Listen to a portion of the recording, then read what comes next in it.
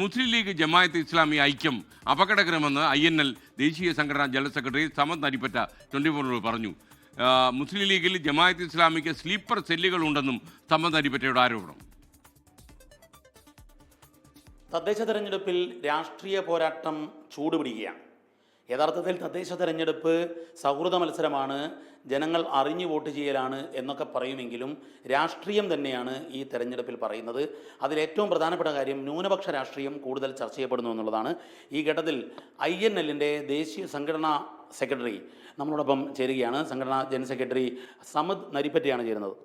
INL ഈ തെരഞ്ഞെടുപ്പിൽ പലയിടത്തും മത്സരിക്കുന്നുണ്ട്. ഇടതുമുന്നണിക്കൊപ്പമാണ് നിങ്ങൾ. പക്ഷെ നിങ്ങൾ മുൻപോട്ട് വയ്ക്കുന്നത് ഒരു ന്യൂനപക്ഷ രാഷ്ട്രീയം പറയുന്ന ഒരു സംഘടനയാണ്. ഈ തെരഞ്ഞെടുപ്പിൽ മൈനോറിറ്റി പൊളിറ്റിക്സിൻ്റെ ഒരു പ്രാധാന്യം എങ്ങനെയാണ്? INL Indian national league secular രാഷ്ട്രീയത്തിൽ പ്രവർത്തിക്കുന്ന, ദേശീയ തലത്തിൽ പ്രവർത്തിക്കുന്ന ഒരു രാഷ്ട്രീയ പാർട്ടിയാണ്. ഇവിടെ ഈ പഞ്ചായത്ത് ലോക്കൽ ബോഡി ഇലക്ഷനിൽ വ്യത്യസ്തമായിട്ട് നമുക്ക് കാണാൻ കഴിയുന്ന ഒരു രാഷ്ട്രീയ സാഹചര്യമുണ്ട്. അതിലേറ്റവും പ്രധാനപ്പെട്ടത് പൊളിറ്റിക്കൽ ഇസ്ലാമിൻ്റെ കടന്നുകയറ്റമാണ്.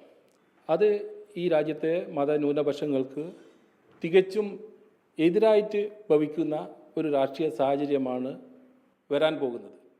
കഴിഞ്ഞ നിയമസഭാ തെരഞ്ഞെടുപ്പിൽ രഹസ്യമായി വെൽഫെയർ പാർട്ടി, ജമാഅത്തെ ഇസ്ലാമിയുടെ രാഷ്ട്രീയ രൂപമായ വെൽഫെയർ പാർട്ടിയുമായി ഇന്ത്യൻ യൂണിയൻ മുസ്ലിം ലീഗും UDFും ഉണ്ടാക്കിയ രാഷ്ട്രീയ സഖ്യം ഈ പഞ്ചായത്ത് തെരഞ്ഞെടുപ്പോടുകൂടി മറനീക്കി പുറത്തു വന്നിരിക്കുകയാണ്. പരസ്യമായി വെൽഫെയർ പാർട്ടിയുമായി രാഷ്ട്രീയ ബാന്ധവത്തിന് ലീഗ് തയ്യാറായി കൊണ്ടിരിക്കുകയാണ്. നമുക്ക് കാണാൻ സാധിക്കുന്നത് കഴിഞ്ഞ ദിവസം പാണക്കാട് വെച്ച് നടന്ന സ്ഥാനാർത്ഥി പ്രഖ്യാപനത്തിൽ പോലും വെൽഫെയർ പാർട്ടിയുടെ സ്ഥാനാർത്ഥികളെ പാണക്കാട് നിന്ന് പ്രഖ്യാപിക്കുന്ന രീതി ഇതുവരെ കേരള രാഷ്ട്രീയത്തിൽ കേട്ടുകേൾവി പോലും ഇല്ലാത്ത ഒരു സംവിധാനമാണ്. വെൽഫെയർ പാർട്ടിയുമായി പരസ്യമായി രാഷ്ട്രീയ സഖ്യത്തിൽ ഏർപ്പെടുന്നതിലും അതിനോടൊപ്പം തന്നെ ജമാഅത്ത് ഇസ്ലാമിയുടെ സ്ലീപ്പിംഗ് സെൽ മുസ്ലിം ലീഗിൽ പ്രവർത്തിച്ചു കൊണ്ടിരിക്കുകയാണ്.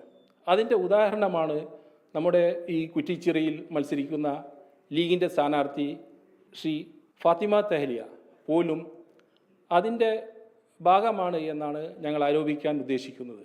ഫാത്തിമ തെഹലിയ കുറ്റിച്ചിറയിൽ വന്ന് ആദ്യം കൊടുത്ത ഒരു ചാനലിന് കൊടുത്ത ഇൻ്റർവ്യൂവിൽ പറയുന്നത്, ഞാൻ കുറ്റിച്ചിറയിൽ ജയിച്ചാലും തോറ്റാലും ഇവിടെ ബീഫ് കഴിക്കാൻ വരുമെന്നാണ് തഹലിയ പറഞ്ഞിരിക്കുന്നത്. എന്താണ് ബീഫിന് ഇത്ര വലിയ പ്രാധാന്യം എന്ന് നമുക്കറിയാം.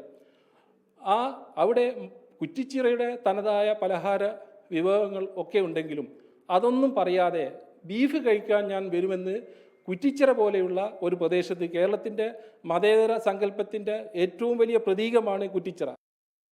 ലോകത്തെവിടെയായാലും ഏത് സമയത്തും 24 വാർത്തകളും ഓഗ്മെന്റഡ് റിയാലിറ്റി പാക്കേജുകളും എക്സ്പ്ലെയിനറുകളും വിശദമായി കാണാൻ ഞങ്ങളുടെ YouTube ചാനൽ നിങ്ങൾക്ക് സബ്സ്ക്രൈബ് ചെയ്യാം.